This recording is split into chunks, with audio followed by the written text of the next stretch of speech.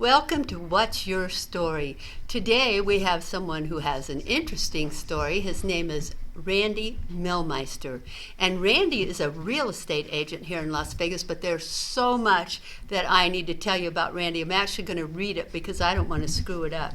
So Randy is not only a salesman and investor with Keller Williams Realty, but in 2014, he transitioned from managing as corporate broker of a boutique firm, leading dozens of sales agents with hundreds of properties under management, to selling full-time. A member of both the Greater Las Vegas, Nevada Association of Realtors and the National Association of Realtors, he is a corporate and military relocation specialist, has completed the UNLV, is that LEAD Institute? That's right. The UNLV LEAD Institute for Real Estate Studies. He has a commercial certification and is a certified probate real estate specialist and a certified probate expert. Prior to residential sales, Randy specialized in land brokerage, investment, and development. He's a graduate of University of Nevada, Las Vegas with a Bachelor of Arts in Psychology, and currently serves as a mentor with the Hope for Prisoners. He previously served on the board of directors for Family Promise of Las Vegas and does his best to practice the highest ethical standards and excellence in business based on biblical principles. You like to take care of people and business and build business through the kingdom, right? That's what I'm working towards. So welcome, Randy. We're really glad to have you here. Boy, I'm just interested in all these things that you're certified in. This is amazing. So if I needed a real estate agent, you sound like the guy to go to, right? I trust myself more than anyone else in town to take care of whatever in the world that you may need. Boy, yes. That's great. So what can we expect from real estate in 2022? Yeah, Judy, it's a question on everybody's mind. And fortunately, because I've had this conversation so many times, I have some answers. Last year, the number one Google search was, is the market going to crash? And I still hear that question more than weekly, almost every other day, that somebody will say, well, the prices can't go up forever. There's going to be a big correction. Or from buyers, I'm just going to wait until the prices come down. And let me tell you, Judy, do you want the truth? Yes. Okay, well, Don't I ever? I'm compelled to tell you the truth. Unfortunately, for people who have those thoughts, the prices that are now at an all-time high are going to continue to increase throughout this year. Possibly, some are saying 10, 15, 18% more, even though prices have already appreciated over 30% in the last 2 years. Oh, it's amazing how they've gone up. I actually had an offer on my home recently, and it was twice what I paid for it. Wow. Well, congratulations. Yes. I was seriously thinking about selling it, even though I didn't have any intention to sell and move. But now that I know it's going up a bit, I'm going to stay right there for a while longer. Perfect. So is this a good time to buy? It sounds like it's a good time to sell. So that's a great question. So what I tell people is that if you need to buy, and I'll give you an example. So an investor that I've worked with for the last 12 years called me last week and said, hey, Randy, this is my budget. Do you think it's a good time to make an investment? I told him that, Doug, first of all, if you're going to do something, do it now, because it's going to cost a lot more later. And what I mean by a lot more, well, not only are prices going up, but interest rates are going up. So if somebody's going to finance, then 2, 3, 4, 5, 6 months from now, it's just going to cost a lot more. So I had to tell him, Doug, unfortunately, there aren't a lot of great options in single-family homes at your budget of $300,000. 18 months ago, yes. there are thousands of nice homes all over the valley in that price. So I had to tell him, if you're going to buy an investment at that price range, we're going to have to go in the direction of another condo. So to answer your question, is it a good time to buy? I'm buying right now. I literally was just pre-qualified to buy another house just 2 days ago. So I'm a buyer.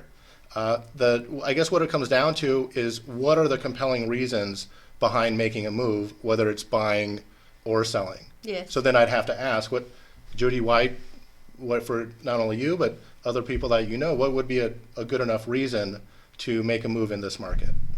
Well, obviously, if I want a bigger home, or I want to live in a better neighborhood, or I want to be closer to my work, this would be a good time for me to buy.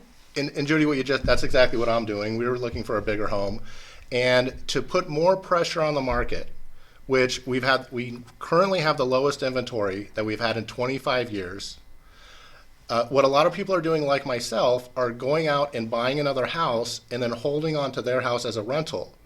When traditionally the houses may shift every 6, 7, 8 years, more people are holding on to their homes because of also the sky-high rent prices that they say, like myself, well, shoot, my mortgage is $1,300, $1,400, $1,500. I can rent it for $2,000, $2,100. If I don't need the money out of the house, I guess I'm just going to hold on to that, because in reality, and we'll go in more detail in a few minutes, is that real estate investments are here in Las Vegas and around the country are some of the best investments on the planet right now.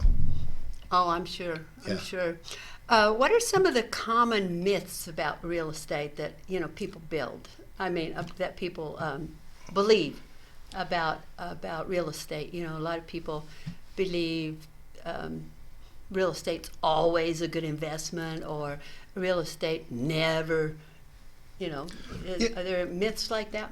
Yeah, well, it's such a good question, and there's a number of different directions that I can go. One was one that we just mentioned, that the market goes up and it comes down. What goes up must come down. And that's not really true. What happened 12, 13 years ago, which was a very painful experience for a lot of people, including myself. And because it was so painful that it's hard to forget, and we don't want to forget. What happened also 12, 13 years ago was in my opinion, and some other smart people, a once-in-a-lifetime kind of scenario. There were a lot of issues. 13 years ago, a busboy making $18,000 a year could go and buy 3 houses with 100% financing that he couldn't afford. A lot of things are different now.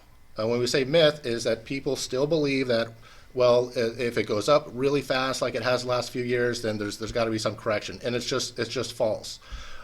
I can give a handful of differences of what's happening now than happened then. One of them is that type of financing, the 100% or what we call no documentation that was going on back then, that stopped in 2009. Yes. Okay.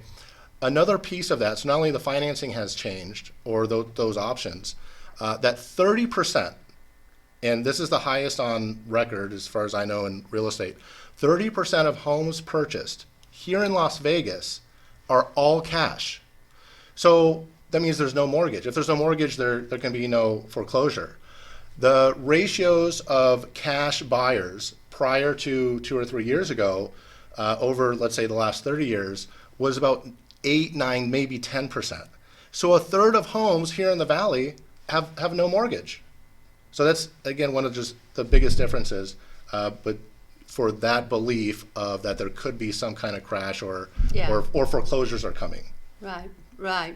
It was interesting that you mentioned that period of time. What was it, about 2009, you said? Yeah, it was about 7, 8, 9. Yeah, right. Because at that time I bought a big house up in Seven Hills. I had a beautiful big home up there, and I paid not that much for it in today's world, but I put about $60,000 into the yard, because I wanted it to have curb appeal and I wanted it to really be stunning. Of course. And so I sold the house for almost 4 times what I paid for Wow. it. I sold at the top of the market, right when it was at the top of the market. And people couldn't believe it, because the real estate agents were saying, you're not going to get what you're asking. And then I ended up getting more than I was asking, because a couple people were bidding on it. And what I did is I took the money I made off of that house, and then I bought couple condos for cash, which worked out real well for me. And then I ended up moving into another house, and I kept the condos for rentals. And like you said, great idea. It was great. And then I kept the condos for rentals for quite a while. And then when the market was way down at the bottom again, was a time when I needed some cash, and so I put the houses up for sale, and I sold them for less than what I bought. Quite a bit less. But I had 10 years worth of rent coming in on those. I lived in one of them for 7 or 8 years. And so I didn't feel like I really lost, even though I lost money. I didn't really lose because I had all that rent during that period of time, plus I lived there. So yeah, so it sounds like that in that scenario that worked out for you. Unfortunately, we know, look, a lot of people didn't have the opportunity that you had of collecting rent for a period of time and probably weren't able to sell it for more, or at least not have to go into a short seller foreclosure Right. situation. And just thinking back to those times, they were dark times. They were. I mean, I was there, and I get almost a little emotional thinking back to those times. It was very scary. Another big difference of what's happening now as compared to then is it was around that time, 2009-10, that big institutional investors, and when I say institutional investors, I'm talking about hedge funds, pension funds, insurance funds, with hundreds of millions, billions of dollars. Now, they started buying single-family homes back around 2008, 2009, right when we were at the bottom. Right. And they're buying them not to buy at a certain price and sell at a higher price, but to hold on to them as single-family rentals, okay? Which hadn't really happened before because, look, for a hedge fund that needs or wants to invest $300 million, it doesn't make sense to go, and at that time, the median home price was only $110,000, to go buy $100,000 homes one at a time. Yeah. And then the management of them, to manage them one at a time. Traditionally, they're buying big apartment complexes, shopping centers, other neighborhood shopping malls, and those types of products. What changed was technology. So they were able to, over the last, especially the last 10, 11, 12 years, to have the technology to not only manage the properties and keep the fees and property management liability down. So it made it more profitable. And not only that, but they now have been buying them for 12 years. And good, bad, right, or wrong, there are now tens of thousands of homes here in the Valley that are off the market forever. And why do I say forever? Well, when you were you mentioned you had a couple of investments, you had them rented for 10 years and you needed the money, you sold them. That's a very common scenario. I think probably 80, 90% of investors are going to buy a property, have it for a certain number of years. At some point, kids, grandkids go to college, cash out, or just sell it. A number of sellers I've worked with have sold their property and say, I just want to travel the world and I want to enjoy life. Well, with the hedge funds who are buying these homes for rent, they're now rental-backed securities. And could they sell them and make a profit? Yeah, but where would they put the money? The best investment for them right now and the best return is just the single-family homes and having renters in there. Unfortunately, the price point and the homes they're buying are entry-level for most entry-level buyers. So a lot of buyers that could be buying homes right now are going to be not only renters now, but maybe for some time in the future. And I'll share an interesting, thought that I had is that my wife's a teacher. She's a first grade teacher. For the maybe history of Las Vegas, someone in her position on her own could buy a house. Well, now she's priced out of the market. And what's interesting to think about, she may be priced out because of her own maybe retirement fund. As teachers, firemen, insurance companies, that money doesn't just sit in some account, though that money goes to other investments. And now it seems like the hedge funds have really narrowed down on single family residential real estate to have one of the best returns. So it's almost like saying she's not able to buy a house now because of her own retirement fund. It's kind of a weird way to think about it. I'm not judging. That's just the world. That's the market that we're living in today. Is that one of these hedge funds buying all these houses and stuff? Is that one of the things that affects these trends that we're having, like the prices are going way up and the inventory is low? Is that one of the things that's causing that? I would say it's one of the top 2 or 3 reasons for what's happening with the inventory and the prices, because the hedge funds are not just buying here in Las Vegas, they're buying mostly across what we call the Sun Belt. Yes. So from Southern California, here in Las Vegas, Arizona, Texas, all the way to the Carolinas. And the homes they're buying are these, and they ask me all the time if for my listings, if I'll sell them my houses. I don't think I've sold one to them in probably 6 or 7 years, but this is their criteria. A couple of years ago, it was up to 300,000, single family, no pool, no solar, no other types of liens. And a year or two ago, they moved their price point up to 400,000, and now all the way up to 500,000 single family homes. And it's going to be just tough to compete not only with the hedge funds, but the California exodus we have of people selling their, I'll give you a real example. Last year, I have a client sold her $1.2 million home in San Diego, came out here and bought two $600,000 homes, and they were all cash. So it's again, unfortunate, but it's tough to compete against both the hedge funds and those sellers who come from higher price point markets. Right, right. That's interesting. What tips can you offer buyers if they're looking in the marketplace today? Is there things that you know that they should know? Well, I guess maybe I have the fortune to see everything going on kind of behind the scenes of what's going on with the houses buyers are making offers on. I mean, I most of the houses I sell are on the listing side, meaning I post a house, list a house for sale. The buyers, agents, they all come to me to find out how their offer is going to get accepted. Buyers and agents now are educated. They're now coming to me, and I'll just share the conversations. They'll say, Randy, we have been looking for 6 months. We want to get into a house. What is it going to take to get our offer accepted? I see you have the house. This is a real scenario just last week. I see you have a house listed at $430,000. How much over the price does my buyer need to be? And we also understand that if someone's financing, an appraisal has a factor in the sale. Traditionally, nobody would pay over an appraised price. Today, probably out of that house I sold last week, 5 or 6 of the agents asked me, and they said they would put into their offer, we will pay, this buyer has cash in the bank, they will pay $5,000-$10,000 over the appraisal, or the one we accepted, we just waive the appraisal. Whatever the appraisal comes in, the buyer will just make up the difference. We just need to get into a house, and we don't want to keep chasing and playing this game.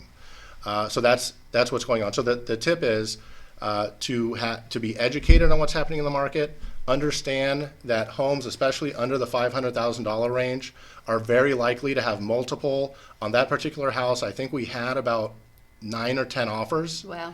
So there are multiple offers, paying over the appraised price, and to have the cash to pay the gap from the sale price and the appraisal. So, well, shoot, I just had the thought, well, what if a buyer doesn't have the cash to pay the difference? Well, then it's probably going to be a good idea to look at a lower price point than trying to be at the top of the affordability range. So they wouldn't be going and getting a second mortgage at this time for it. To pay that difference. For a purchase, right? So when on a purchase mortgage, the second mortgage would come up after the purchase. So but if the house is only appraised at a certain amount, you probably couldn't get a second mortgage. Right, for you that couldn't difference. exactly. They Is have that what- exactly. You couldn't yeah. get a second mortgage. They have to come in with cash. Uh-huh. So and here, let me share something, Judy. And I just had this conversation earlier today because look, we look at the news and it's like all bad news. It seems like the world is falling apart. Nobody has any money. Everybody's homeless. There's no jobs. Inflation. Nobody can afford to live. And here's what I found. And I wouldn't believe all of this if I wasn't in the business. I mean, I see it if I didn't see it every day. There are a lot of people out there with a lot of money. So I guess what I'm saying is you can believe whatever you want from the news. I'm telling you that when it comes to economics and finances, money, wealth, a lot of it is wrong. And there are a lot of people with a lot of money out there right now. Can I share another example? Sure. Okay, sure, good. Share. We want to know about these things. I took a listing for a house just a couple of weeks ago for $800,000, and when I walked away after we signed the contract, I said, "Oh shoot, I think I I don't know if I'm going to pull this one off. I think I might have priced it a little high. It's higher than the other sales here in the neighborhood. I might have made a mistake here. I don't want to let them down." And I lost some sleep the last couple of weeks. So I just said, well, I'm going to do my best. Listed the house just this Tuesday, so just a couple of days ago. My phone has been ringing off the hook, calls, texts, emails from buyers and agents to try to get in to see the house. So today, actually, I think we have 15 showings set up. Oh my goodness. Yeah, at the $800,000 range, which our median price now here in Las Vegas is $435,000, which is really high. It's an all-time record. This is double that, and there are easily in this 3-day period, we have about 22 showings. So what that means is that there's only going to be one buyer who's going to win, that there's another 20-something buyers out there looking for an $800,000 price range home who are already qualified, have the cash, and have the means to buy a home like this. So I share that story just to contrast some of the narrative that we may see out in the world. And I don't want to take away from, I understand that there are a lot of people who were hurt the last couple of years, a lot of business people, and that, look, that's sad. Nobody wants that, and I certainly feel for them. I think I can speak for a lot of people. We've all been in some tough times and had some dark times. Yes. And I've been there, a couple times myself. But there are a lot of people doing well, coming here to Las Vegas, bringing money, buying real estate. I'm shocked. Every month I go to a meeting here in town of women who do philanthropic work, and I'm shocked at the number of women that have moved in here that are CEOs or were CEOs of big companies up in San Francisco area or Los Angeles or Boston, and they've moved here and are a part of this group. I mean, sharp women that I really enjoy meeting, but I'm surprised at the amount of money that these people have. Yeah. It's pretty awesome when you think about it, and I'm glad they're here. That's wonderful. So let me ask you this. What is the biggest mistake or lesson that you've learned in your 18 years in the real estate market? And I am so glad, and I don't know if mission is the right word, but I want to do something to get this message out. So I'm glad we're talking about it. The biggest mistake when it comes to real estate and wealth it has to do with probate and living trust. Can I share a little about probate? Yeah, okay. Please. So probate happens when someone passes, and the way to avoid probate is to have a living trust. If they don't, then whatever the assets were, real estate, bank accounts, cars, antiques, collections, jewelry, has to go through the probate process. Why is that good or bad? Well, number one, probate costs a lot of money. There are attorney's fees and costs and government fees, taxes that add up. And in most cases, a probate will cost 5, 10, even 20 times what it would cost just to set up a living trust and have the assets in a trust. The other part of that is that a trust will include a will that will define how those assets are going to be distributed. Because for a lot of us and in our families, if for someone to pass, the judge may appoint either his friend, a sister we haven't talked to in 10 years, or a son that may blow it all in 6 months, and which we hear these stories all the time. The third part of why it's so important is, I just lost my train of thought. I do that all the time. Good we have an editor. Is privacy. So going through probate is a public event. So that means that whatever the assets were, and unfortunately we had a great newer Las Vegan pass away last year, Tony Shea. Oh, yes. He was doing a lot of great things. Wonderful man. Downtown and kind of bringing, really dedicated to contributing to the community. And his assets, hundreds of millions, going through probate, and it's all public. Now, so why is it so bad to be public? Well, and I have a list of celebrities that have gone through probate, from Jim Morrison, James Brown, Aretha Franklin, Howard Hughes, is that the decedent, so who had passed, may not have had a relationship with, let's say, their parents, and maybe had a girlfriend or a wife.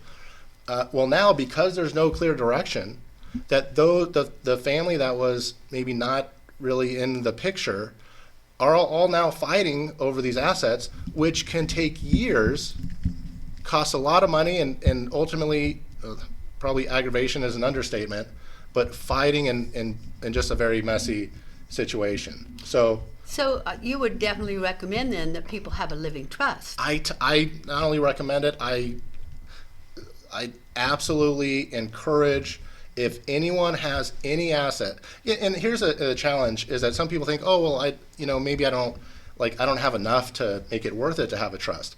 If you have a house, you should have a trust, period. If you have any assets worth over, let's say, $20,000, have a trust, because whatever those assets are, whoever you wanted to leave them to, are going to get eaten up by the cost of going through probate.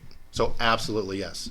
A living trust is, I think, now, critical. if you list in your will, that you have these things that you want to leave to certain people, buildings, houses, businesses, jewelry, whatever, do you still have to have a living trust? Yeah, and we talked about myths earlier, so we're going to come back. So this is another big myth. Probably most people believe that if they have a will, which a will is basically just instructions of how a person wants their assets distributed. Well, that will, that piece of paper, is just going to go in front of a judge to have some instructions to go through probate. So the answer is yes, that just having a will is not enough to avoid probate.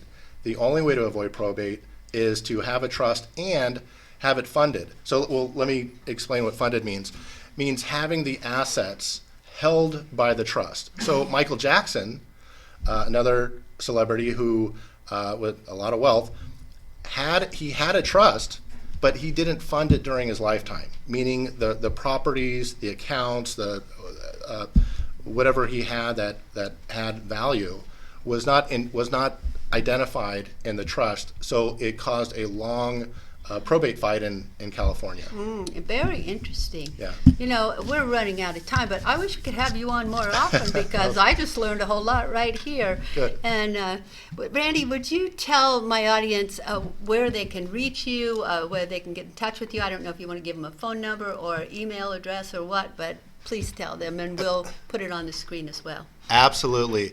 Randy Milmeister. My cell phone number is 702-239-8400. Email randysellslv@gmail.com, RANDYSELLSLV@gmail. Reach out, any thoughts, questions, anything in the world that I can help you with, I'm happy to do it. Great. Thank you so much for being here. This was really interesting. I learned so much, and I hope we'll have you back again sometime soon. Perfect. And thank you for joining us. It's always a pleasure to have you watch What's Your Story, and our guests always have interesting stories. Watch again next week for some more What's Your Story.